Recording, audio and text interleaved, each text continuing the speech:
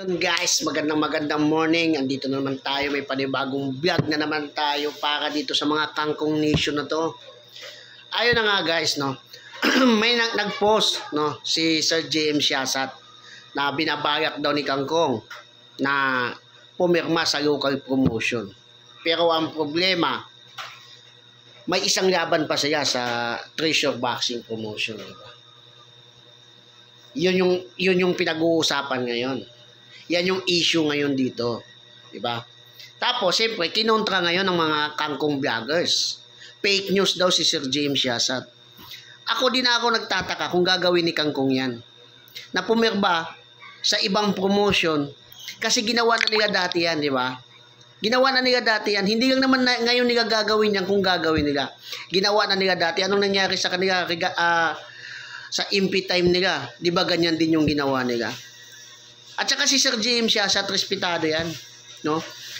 At hindi basta-basta magpo-post yan or hindi basta-basta magbigay magbitaw ng salita yan kung hindi totoo yung source niyan. At itong mga kangkong nation na kangkong vloggers na to na pinasabi na fake news daw si Sir James Siasat, aba, kayo na yung totoo. Pero yung mga taong nakakaalam sa ginagawa nitong ni Kangkong, ni Casimero, naniniwala kami na kayang gawin ni Kangkong yan. At totoong ginagapang nila yan. Ito nga lang ang problema at may laban pa sila ngayon. Na isang laban dito sa Treasure Boxing promotion.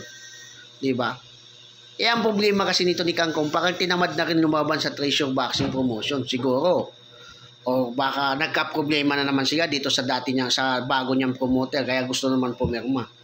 Tapos itong mga kangkong vloggers na to, sasabihin fake news yung sinasabi kasi ayaw nilang maipit, di ba? O sabi ni Kuya Joseph, wag kang ganyan, Brother JM, ha, di ba? Fake news ka, fake news yan. Ako naniniwala ako na kayang gawin ni Kangkong yan. Or may problema talaga si Kangkong sa promoter niya. Kaya naisip niyang gawin niyang ganyang diskarte na naman. Hindi na nakapagtataka, no? Kasi gawain na nila yan, maaari nilang kayang gawin ulit. 'Di ba? O sa mga kangkong diyan, kangkong vlogger, sige, patuloy lang kayo sa kakangkungan nyo. No, nandito lang naman kami na babayasahin kayo, no, sa mga kasinungalingan nyo o sa mga pinapaniwalaan yung kamangmangan. Yon guys, Kahimas TV.